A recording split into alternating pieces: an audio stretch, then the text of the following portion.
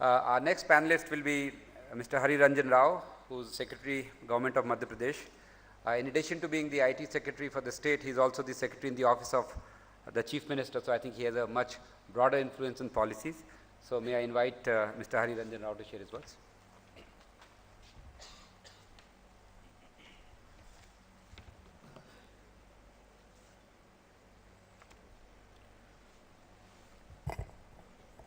Thank you very much. First of all, I would like to thank IESA for organizing this event and inviting the states to present, be part of the whole event and try to sell themselves. As you would observe that we have come a long way in last 15-20 years when now states and bureaucrats specifically have changed their roles and they have started selling their state as a product company, and this is a very healthy sign for the economy and the country if you watch. You have seen two of the earlier presentations, Mr. Gururaj Rao and Divya, and I will be selling my state, and then two more of my colleagues will be selling their states. Before this session started, we were having a small closed door conversation with Mr. Pathak, and we realized actually that this is a happening time in the country when so many things are moving in the positive direction. At least we are not pulling ourselves in different directions, and the focus is very clear. Now, how do we finally be able to make sense out of it, and how will we be able to take the full advantage of this? That's the next logical issue, but I'll come to that. Quickly, I'll take you through some Madhya Pradesh growth story. Again, as I told you in the beginning, my mandate is to sell my state, but that does not mean that the overall subject is lost, because ultimately, collectively, we are working for the same cause.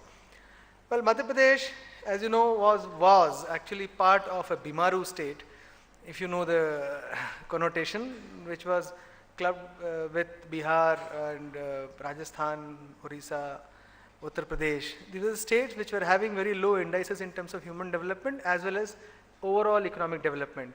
But things are changing, and things are changing for good. And I am part of Chief Minister's office, as I was been introduced in the beginning. So I also get to know a lot of things which otherwise, as a Secretary IT, perhaps I would not have had the exposure of getting across the sector perspective of how things are happening. You can see that now states like Madhya Pradesh are growing in a double-digit growth and much higher than the national GDP growth. If you look at sector-wise growth story, even here you will find that growth in primary sector, secondary sector, and even tertiary sector, the growth is much, much higher than the national average. This again bodes very well for states which are actually now trying to find feet, and they are already ready to take off. If you look at the growth story, again, this is just a 5-year plan period statistics. Madhya Pradesh stands either first or second in most of the sectors in terms of growth. Now, this is actually an eye-opener, because why does it happen so? If you look at the revenue surplus as percentage of GDP, for last consistently 10 years, Madhya Pradesh is a revenue surplus state.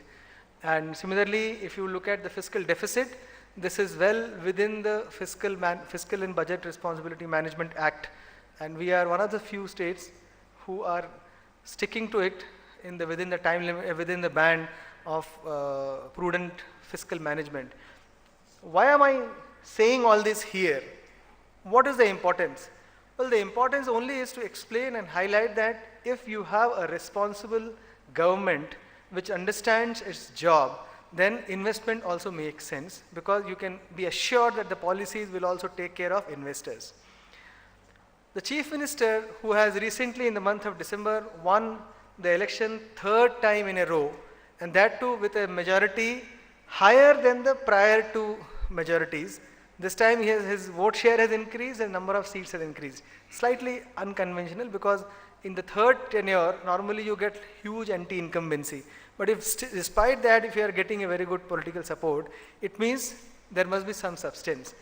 And the secret of success has been consistently pro-development, having very focused approach towards growth, and playing, a very humble and low-lying approach, but be very focused on your job.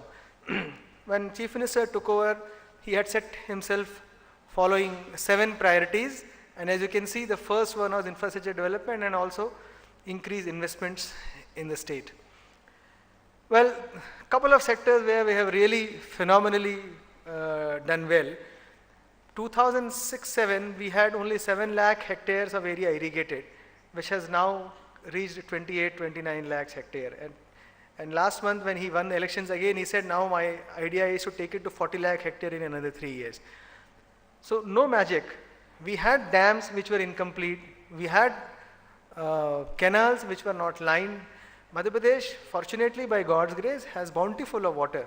So you have a state which is primarily agrarian, and if you do not have irrigation facilities, obviously you are going to lose. And now today, we have record wheat production in the state. Last year, Madhya Pradesh overtook Haryana to be the second highest wheat procuring state after Punjab. And incidentally, last year, Madhya Pradesh got Krishi Karman Award, which is the best performing state by the President of India. And this year on 10th, again the Chief Minister is going for second successive year to get the best state award for agricultural performance. Now, this year probably we will take over Punjab in wheat procurement. How does it happen? You can't only by creating irrigation, you can't do that. There were a lot of steps, series of steps taken to actually bring agriculture to make it a profitable venture. In case of power, we have been able to add additional capacity add to more than 14,000 megawatt, which is more than the state's requirement for next 4 years. As a result, today already we are power surplus. This Rabi season, we have sold power to other states. And there has been massive reduction in losses. We are one of the most efficient discoms in the country today. And then we took a cue from Gujarat, and feeder separation has been done right up to the village level. So we have separate feeders for agricultural irrigation and for domestic household power.